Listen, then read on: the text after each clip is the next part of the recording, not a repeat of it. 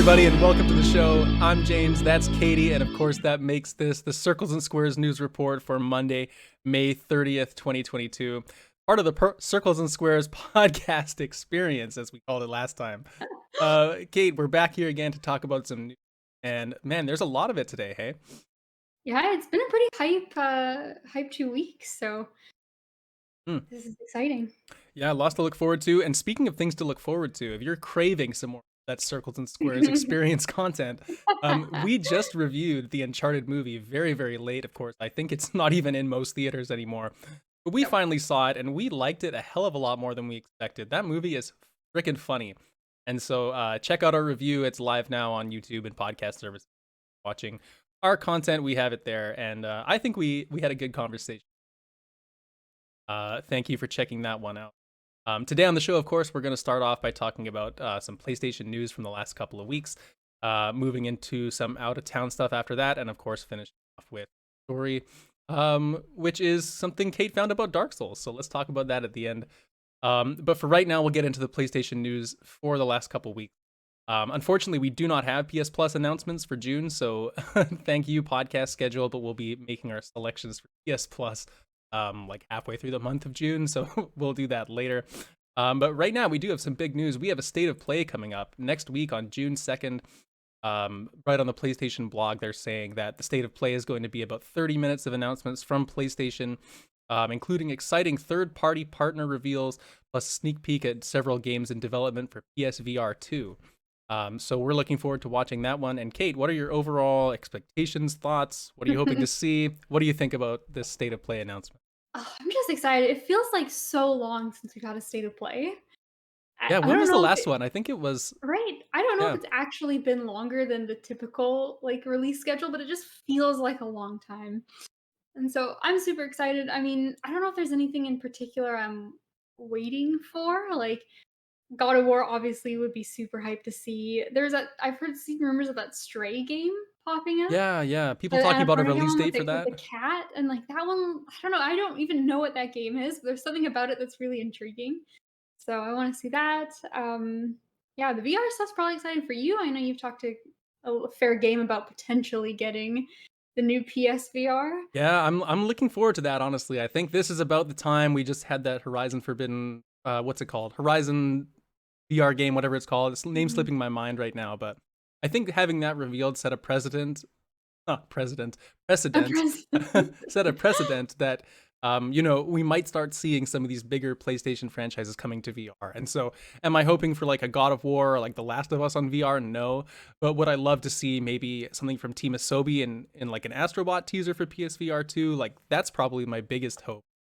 For this reveal. Just some kind of like, first party PlayStation VR title that isn't like, one of the top tier S franchises, but just something additional to be excited about with the PSVR. And then I mean, I don't expect they're going to show a ton of big stuff because I would imagine as far as PSVR 2 they're going to have like a dedicated state of play for it when it's closer to release. Yeah, it's going to be interesting to see what they show for sure. It always is a good time when they have these presentations. Absolutely, like, yeah, I'm not going with any kind of like, "I have to see this, I have to see this." I just get so excited about watching them, and that's like, anything hype in the trailer, I will be excited. Yeah, exactly. So we'll probably go over what's announced there on our next news show in a couple weeks. So it'll be a bit outdated, but we'll break down the big stuff from that reveal. I know a lot of there is a lot of rumors of like God of War Ragnarok showing up, but I mean I don't know. I just feel like at this point that's going to be at a bigger event, maybe over time. Could show up, but at the same time, it's just kind of funny to hear like, "Oh, there's rumors that Ragnarok might be there," and it's like, I don't think any event could ever happen at any given time that there wouldn't be rumors of God Right? of Yeah, Ragnarok yeah, showing yeah. up, right? It's like Nintendo can do an event, and they're like, "Oh, what if Ragnarok showed up?" Right, Something. yeah. I just think like Ragnarok is so big. Whenever they release Yeah, those big games, they have like a dedicated state of play towards. They did it for The Last of Us. yeah. They did it for Horizon. They I did it for I could Tsushima. s I could see them putting, like, another trailer in and then, like, announcing one shortly after for, like, Ragnarok dedicated that, like, will actually get gameplay and stuff, but Interesting. We'll see. We'll see. We will see. We will see. For now, let's move to our second news story, which is that the this is something from a couple of weeks ago, so it's not brand new, but we haven't talked about it. This is the new PS Plus library, at least partially revealed, and on the PlayStation blog. Of course, we have the new PS Plus tiers very imminently released now, and so they outline some of the games that are going to be available on the extra and premium tier. And a lot of these are coming from the current library of PlayStation Now.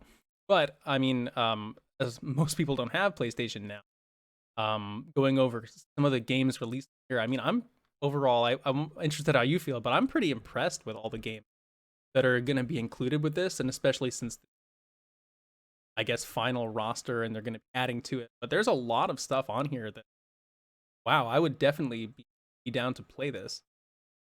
Yeah, I agree. I think there's gonna probably be like some more third party stuff added. But even just looking at the first party list, like this is like some heavy hitting, like all the Uncharted, like both Spider-Man, like even like the new games like Returnal and why can't I think of Demon the name? Souls, Demon Demon Souls. Come Souls. on, Demon Souls. Come on, it's me. Demon Souls, like they're Come on on, here. it's me. Ghost of Tsushima, God of War, Bloodborne, Days Gone, like Death Stranding, like Horizon, both infamous games, like all of the like Knack. heavy hitting, like Knack, yeah, Little Big Planet, like all of the big PlayStation games are just on here, and it's like okay, I don't. The library's not as big as Game Pass, obviously. Starting out, that's kind of to be expected, but like this to me is like making a statement of like if you're choosing between Game Pass and this PlayStation one, like you're getting a shit ton of like PlayStation exclusive games for like the price now seems very reasonable. Yeah, definitely. I mean it's very different than Game Pass, but I feel like Mhm. Game Pass is more of the quantity at this point, and this is more of like that Yeah. first party quality. Like Xbox is obviously has day and date with all their new stuff, and that's something that this doesn't have. Is like, Mhm. Ragnarok's not going to be on this day one, but in terms of Right. like big games in the backlog, this is just pretty much everything you'd want, especially from the PS4 generation. And I'm really excited that Returnal's going to be on here. I know it's something I've been like, okay, Returnal's the first game I'm playing on this server. I'm excited to see Shadow of the Colossus on there. I think that's another one that people back and play.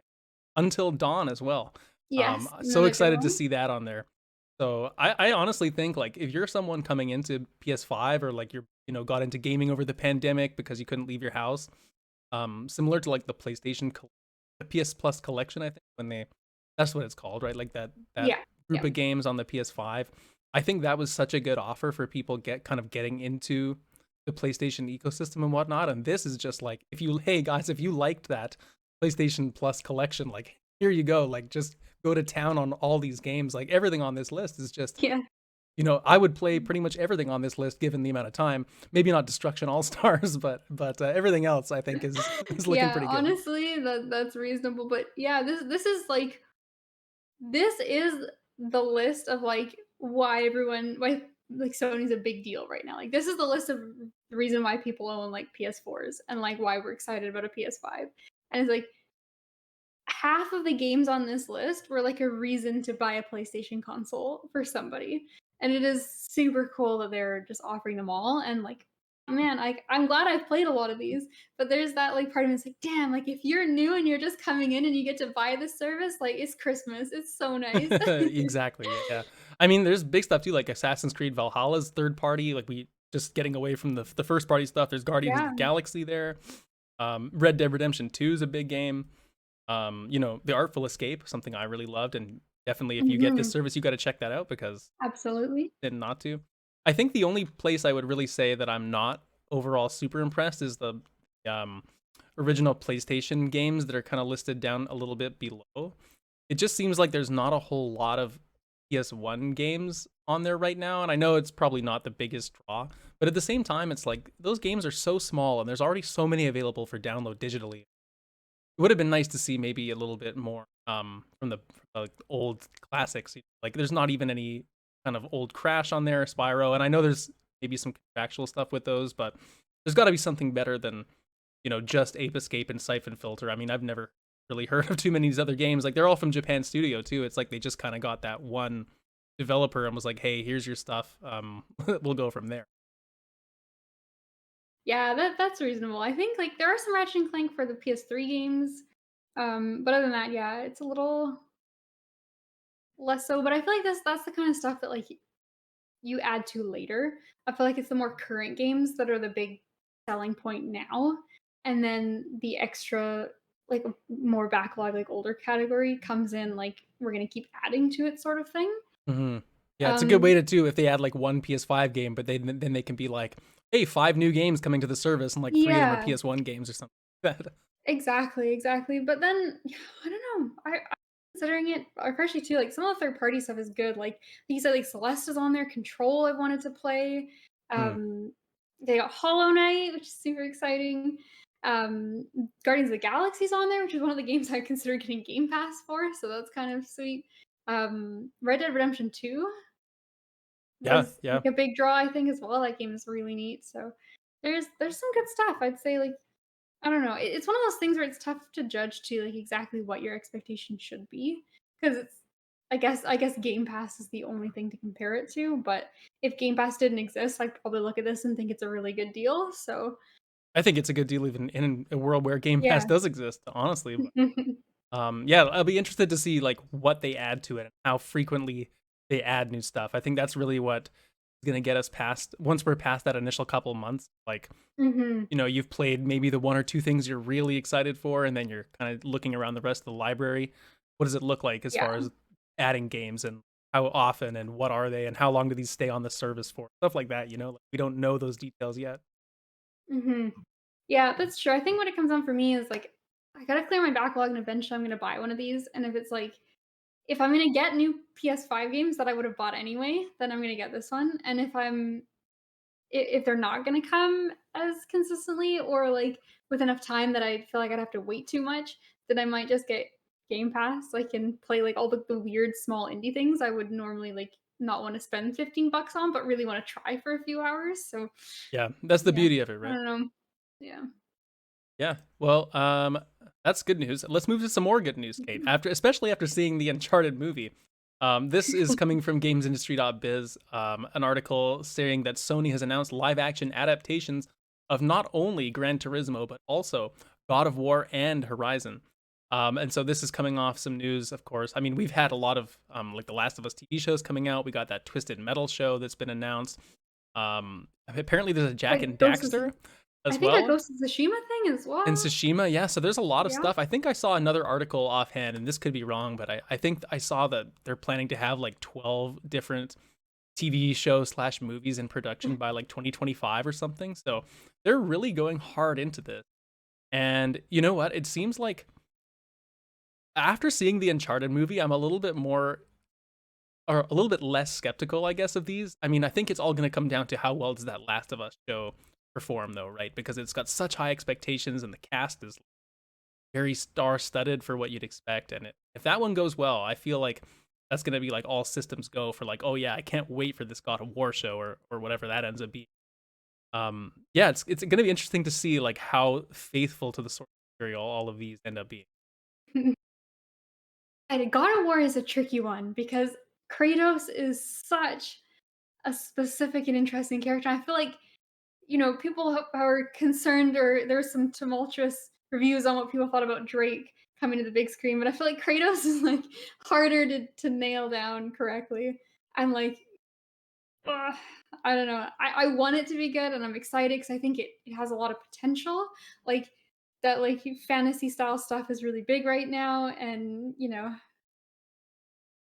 even like Thor is kind of, even compared to like the MCU with Thor kind of stuff, like I guess Hmm. like Kratos wouldn't be that funny, like God of War would be a lot more grounded take on something like that.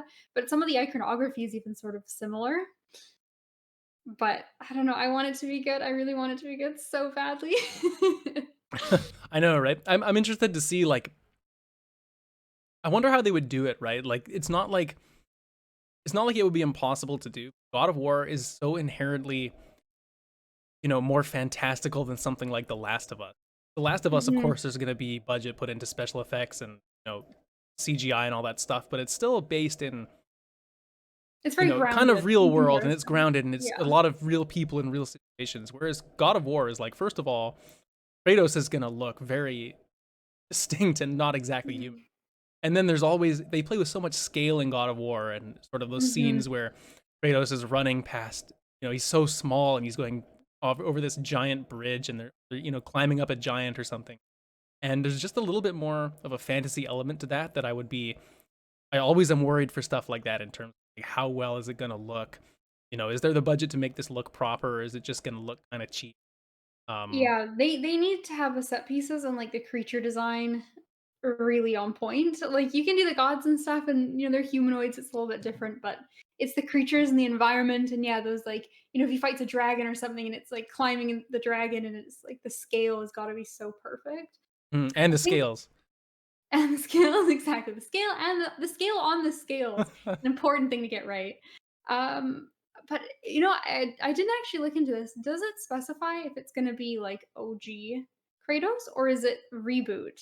Well, it's That's a good definitely not a reboot. question. I hate it's not a reboot, I shouldn't say that because it definitely follows the original trilogy.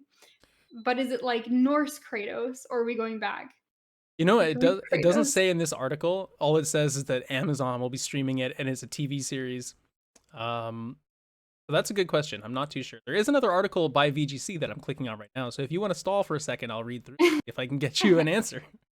Okay, the other thing I wonder about it is, like, not so much the newer game, but especially the old trilogy, it's so gory, like, intentionally over the top like, unrealistic gory, and I wonder if they'd make it R-rated. I feel like they wouldn't because it's, like, a big property, they want so many people to go see it, but I almost wonder if, like, does God of War have to be R-rated so that they could make it just absolutely brutal and visceral? Or do you think they're trying to get away from, like, some of the, like, glorification of violence and, like, Kratos Here's is the a little thing. bit more of a character now? That's a good question. First of all, no information on what you Okay. asked. But interestingly enough, I mean, I don't see how you could ever do God of War without the violence. Like it Yeah. is so those scenes where he's the eye gouging and like the ripping things heads off and all this stuff. Like it is so part and parcel with what God of War is. I just don't see how you could do Mhm. it. It's like the same with like the Last of Us show. Like there's just no way that couldn't be R. Like just look at the subject matter and the Right. grotesque nature of what's going on. I But I guess the better question is then do you think they have the courage to do it, or do you think they worry about that, like, alienating no, too much of I their think they audience? do it. I think they do it. Okay. I feel like that's a worthy risk rather than dumbing Mhm. down the source material and really pissing off the core audience. Because I mean, if I saw a God of War show and it was like, off screen deaths and like, Or none of that it's stuff. like in the Uncharted where they, like, slit that guy's throat and it's just, like, a little red line. Yeah, like, I Like, mean, oh, so cute. it just wouldn't feel right, you know? Yeah. Another piece, not to get too off track, but just reading through this article, the Ghost of Tsushima movie, it's a movie, not a TV. Right. Apparently, that movie is being directed by the John Wick director, which is badass Ooh, because the combat in it's Ghost of Tsushima badass. is holy shit. Mixing that with John Wick. That's pretty badass, but at the same time, I wonder, like, I don't know what else he's done, so maybe he has done some more, like, samurai style things, but I think, like, you wanna capture that, like, samurai essence, like, I don't want it to be John Wick style, like, or, like, more modern style violence, I want it to Mm-hmm. be, like, really, like, Kurosawa kinda Sure, sure. samurai But combat, because imagine, that's what the game is, right? They have Kurosawa mode in it, so yeah. But imagine yeah. if he did like the action scene and then the rest of it was kind of consulted on by people who were more stylistically, Yeah. into that realm. I think it would It be could such a cool yeah, combination. it could be pretty good. I hope no one pulls out a gun. Oh God, please, please. Yeah. Mm. Oh my god. All right, let's talk about our next topic here. We're going back to God of War, except this time, instead of talking about the TV series, we just wanted to quickly shout out that God of War Ragnarok is to feature 60 plus accessibility options, including controller remapping, UI redesign, and other stuff. This is basically, matching what has been done in The Last of Us 2, which is, considered to be, as far as I read it anyways, one of the pinnacles of like what accessibility currently looks like when it's done the best it can be in a game. And so having these God of War also is great. They outline things like auto sprint, text sizes, options, backgrounds, controller remapping, high contrast mode, audio cues, just like everything you could imagine, right? That you go into this, and it's just great to see that a leader like Sony and Sony Santa Monica is putting the time and effort into this because I think it just goes forward to set the precedent of like, hey, if God of War is doing this, then we'd better do this because that is, the pinnacle or one of the pinnacles of what the industry is right now. And so I think it's just great to see them prioritize that. Yeah, especially on a larger studio like them where, like, it's reasonable to think that that could, like, be like, their budget could reflect some things like this, right? It's like, you don't expect that all of, like, smaller indie studios, they only have, like, so much time and resources, but for something like Santa Monica, it's awesome that, like, realistically, they can spend an extra month or however long it takes, probably longer than that realistically, but, like, they've got the time and the resources, and it's just awesome more people can play God of War. Hell yeah. That's it for the PlayStation news for the. But let's get into a few other things to talk about. First of all, is so I guess this whole Microsoft streaming box service, cloud gaming thing is confirmed to be a real product, which I guess has been delayed according to .biz. But just looking over on this other article that's linked there, this is the device named Keystone, and it basically is a little box, kind of like a Chromecast, and it's got like an Ethernet cable and a couple other ports. I don't know if it's for plugging in your controller or whatnot. But this is just a really cool looking device. It's been rumored forever. Xbox just wants you to play games on the Xbox platform, regardless if that's on your computer or your Xbox or streaming it on your phone or on this little Keystone box. But the idea of just plugging this into the back of your TV and like whether it's Etherneted in or not, and just being able to stream so many games as the internet gets better and better, such a cool proposition to me. And I just think this is fascinating and something that like imagine 10 years ago if I was like, hey, you can just plug this little box into the back of your TV and you have like hundreds of Xbox games to play. You'd be like, what, are you kidding me? Like, there's no way, right? And now it's like we can see a picture of it. It's so cute. It looks like a Wii. It looks like I the now original let's Wii. be honestly, I don't know if this is like a real photo or if it's just kind of a mock-up, but Right. this is the idea of what the product is. Mhm. Yeah, I mean, that's really fucking cool. That's all we can say, right? That's But what it is, it's yeah. been delayed. I guess they're still working on what that looks like. I know there's all the rumors too of like they're just gonna put like Xbox apps on a TV, so you don't even need the box. You can just It's almost overwhelming how many options you have now. It's like, do you like, you're like a new consumer, like, okay, do you buy the Xbox? Do you buy this? Do you buy a Steam Deck? Do you buy like yeah, right, right, what do right. you need? What are we doing here at some point? Like what? How do you? I would imagine coming into like, hey, I want to get into playing video games, and I have no idea about any of this. Like, Right. you would be It's so a little fucking lost. overwhelming. Yeah, it really is. Those are the kind of things too. You'd see an ad for something like Stadia, and you'd be like, "Wow, that sounds like the most convenient one." And then I Mhm. guess I mean, Fool. maybe You make a fool. mistake.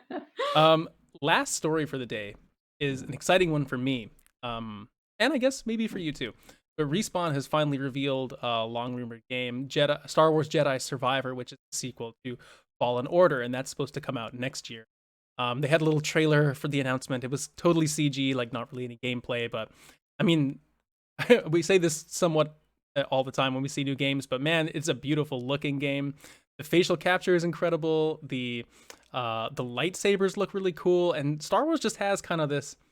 I mean, I don't think either of us are huge Star Wars people, but something about the aesthetic of like the way that their ships look and like that dark kind of smoky environment um in the part of the trailer, it just looks so cool to me. And that the original game was so much fun. It was like a open world sort of Metroidvania with some Dark Soulsy kind of mechanics here and there. Like it was just a great time.